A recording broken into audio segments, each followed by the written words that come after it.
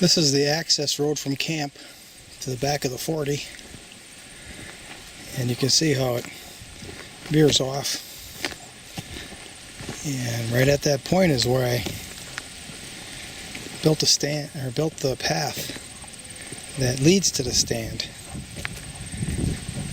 And right now I've got brush in front of the entrance right there. I don't want the deer to use it. And I'm going to take you for a little tour around. I also blocked off both sides of the access path from the access road so that the deer that are walking the access road aren't going to veer off into my path or into my trail. As you walk in, or as I walk in, I'll be leaving a scent trail, and deer are very good at smelling our scent. So the idea is, if any deer are coming from the backside here, where they're coming around the other part of the access road or coming through here, they're not going to smell my scent.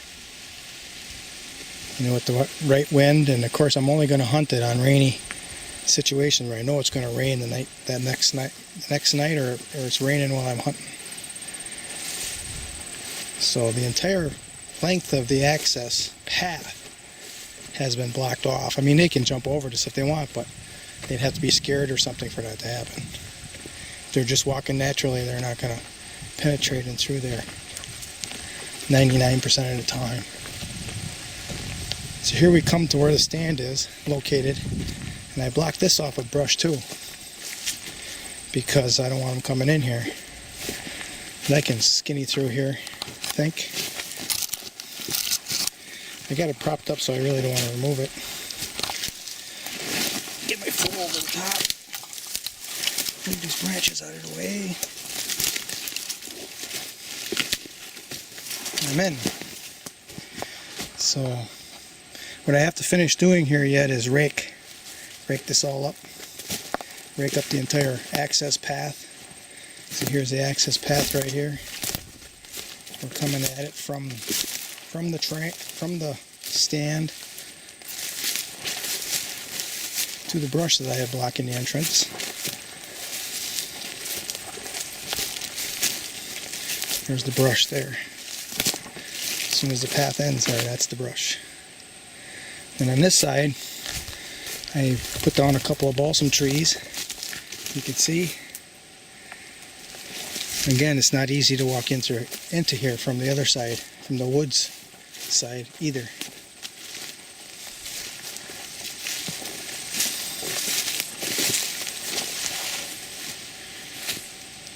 It's all blocked off.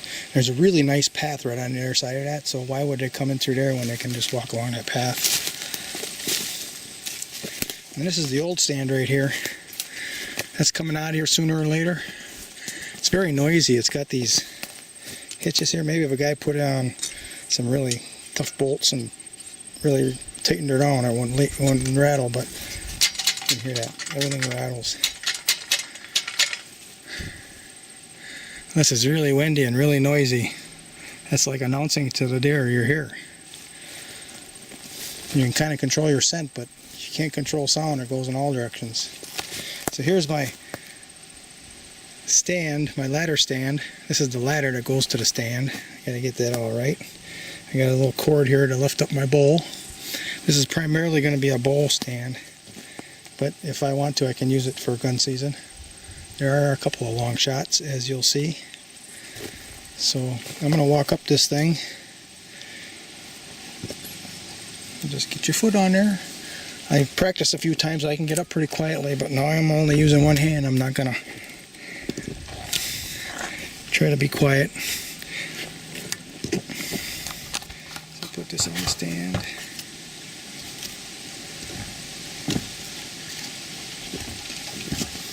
I've got the very last step even with the stand, so I don't have to lift up with my foot or lift down with my foot. It's just an easy transition. So there's my vehicle down there. I've got a bow hanger, and I got it so that it'll move a little bit if I have to move it. But if you don't put these or some type of a cord on there, sooner or later the threads that they have here are kind of short and crappy. So this will hold it all together. It'll hold a lot of weight. It'll hold the gun too. So we're looking back. This would be a difficult shot, but I can do it with the bow. With the gun, no problem. You can see I got a pretty long shot going off that way. I'd say that's 75 yards or so. We're looking at 50 yards to my plantation area, where I've got those series of swales and swale mounds. I got trees planted on them. To the intersection of the circle axis and this one that comes down to the back of the 40, that's about 25 yards to the end of that. No problem for a bow. So on this side, all the way to that tree is about 25 yards. There's a pretty good trail right inside the wood line. Something comes through there, I can get a poke at it right there. Over here to the pond, edge of the pond, with the same distance. And this is what's really the most interesting part right here. I'm going to sit down right now. So this is at my eye level right here. And right there is where I have a licking branch.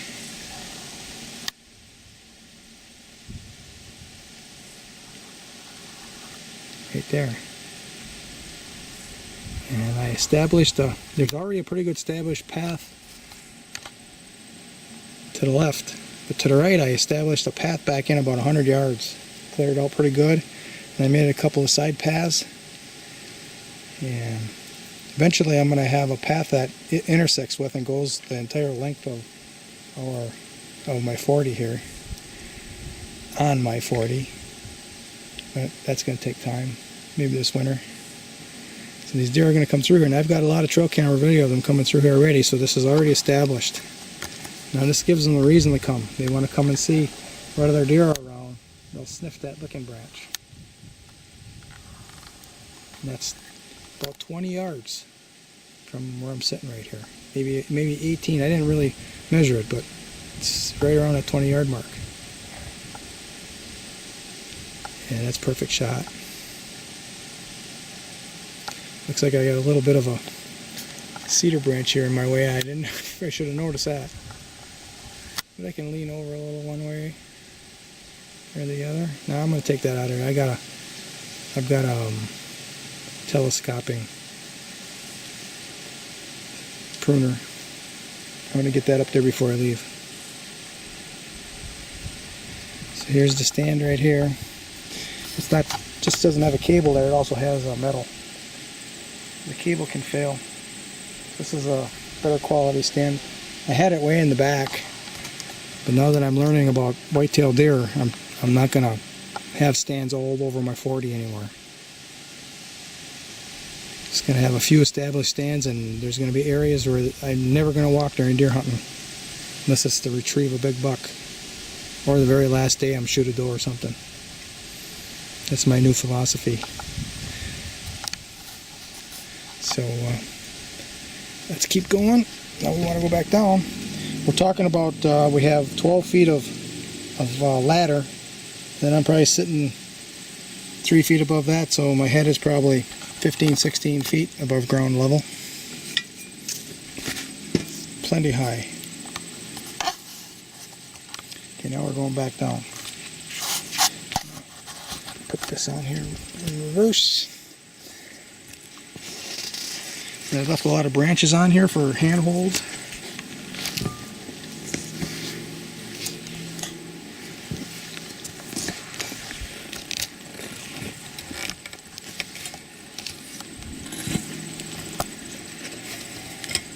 And I've got two 500-pound ratchet straps on the stand, and I've got one 500-pound on the ladder and two just lesser ones. So we're good to go there. That's a 500-pound ratchet. That's a 500-pound ratchet right there.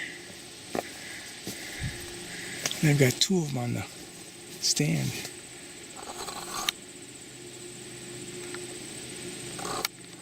There's two of them on the stand itself.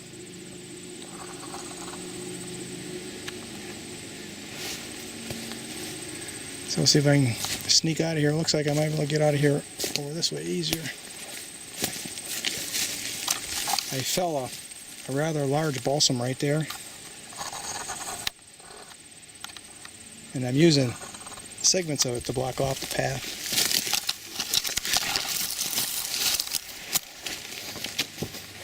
So this is the licking branch right here.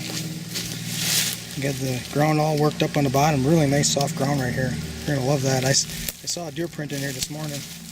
You can kind of still see it right there. So this is the direction that I cut out a path. It comes back here quite a ways. Let's see, right. Cut some things out of here. We're accessing a bit of the swamp now. I started cutting some trees down, I don't know, maybe 60, 70 yards in here. Kind of make a little opening here.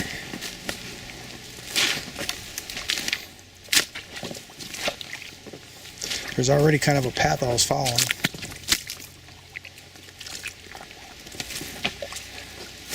So I've been taking cedar out of here. I got to cut the branches up on those yet and haul them out. So I'm opening it up here just a little bit. Just got little flat areas here they can use as a bedding area if they wanted.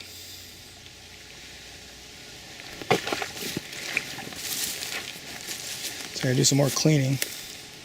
I'm going to hinge cut a couple of these ashes. Just have a little circle here that's 20-30 feet in diameter. If you look, you can see off in the background it's brighter. That's the access path. So I'm already, 50-60 yards from the path, maybe 70 yards, or from the licking branch, and 70 yards from the road, the access road. We keep coming back. We cleared it off, and I followed a pretty good trail. I just cleared it out really good. There's a buck with a really big antlers. He'll be comfortable walking through here without having his antlers pinched on everything. I think I'm about, to the back of this, I think I'm about 30-40 yards from the property line, but I didn't go that far to see. I ran out of battery and I ended this part of the mission. A really nice path right here. We get to the stump here and really look good right there. The flat area. So and you can see it's kind of matted down there. I looked really close. Maybe there's some deer here in here somewhere.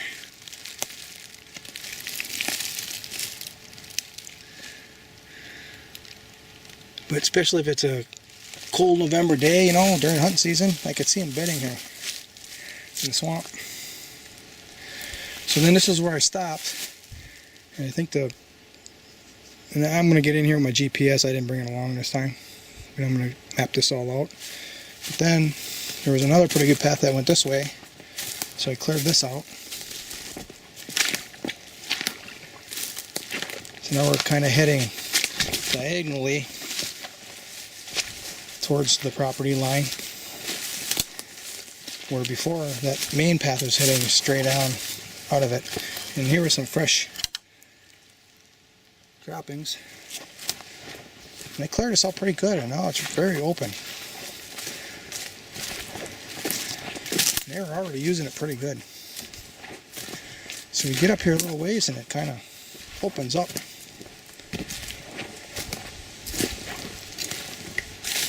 See my footprints from yesterday? I hope the battery lasts to get to the end of this because it's really interesting at the back. So now you can see it's kind of opening up here. Now, they can go anywhere they want. Left, right, straight. Left, left, right, right, right, left. It's opening up. But there's a pretty good path here veering off to the left. So I kind of cleared that out. Where the heck is it? Did I go too far? No, I almost got to go farther. No, right here. So I started clearing on that a little bit.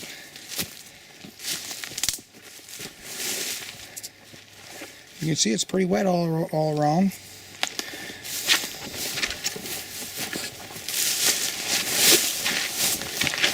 Right here I sunk with my boots all the way almost to the top of the boot. So I'm not going to do that again. And look at this. This is a nice raised up area and it's full of moss. And it had a lot of branches right there. And I just cleared them all out. Well, I could see this being a big buck bedding area right here. Quite a ways away from all the activity or where the does are going to be. There's already, you know, that almost looks like a wolf crap there. And this would be a bed spot. Let's get that out of here. I was thinking that was a bear. Could be a bear scat too. Pretty fresh. So the bear like it here. Well, I can just feel, you can look at how it sinks beneath my feet. It's really soft. You know, maybe there's times when a buck wouldn't want to sit here, but probably times when there is.